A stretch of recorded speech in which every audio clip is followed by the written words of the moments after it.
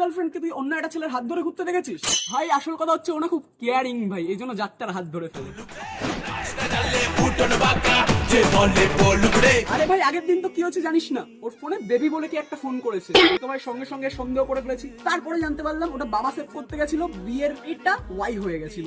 আমার তারপর নিজের উপর এত লজ্জা লাগছে ভাই, আমি কি করে বলবো তোকে বোঝাতে পারছি না ভাই। আরে ভাই এই তো নেক্সট উইকে ওর সব ছেলে বন্ধুগুলোর সাথে মন্দারমণি যাচ্ছে। ভাই মানেটা কি অনেক ছেলে যাবে ওদের গ্রুপে, ওকে সবাই ভাই বলে মানে ভাই। আমি ভাই একদম যেতে দিচ্ছি ভাই।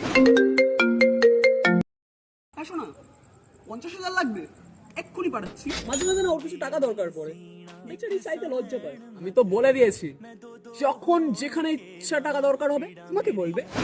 তুই আমার গার্লফ্রেন্ডের ক্লোজ ফ্রেন্ডের স্টোরিতে দেখেছিস অন্য একটা ছেলেকে হাক করে আছে। লিসেন, ক্লোজ ফ্রেন্ড হয়েছে, ক্লোজে এসেছে, এই জন্য ক্লোজ ফ্রেন্ডের স্টোরি দিয়েছে। ভাই কতদিন আর এই ভুল ধারণা নিয়ে থাকবি?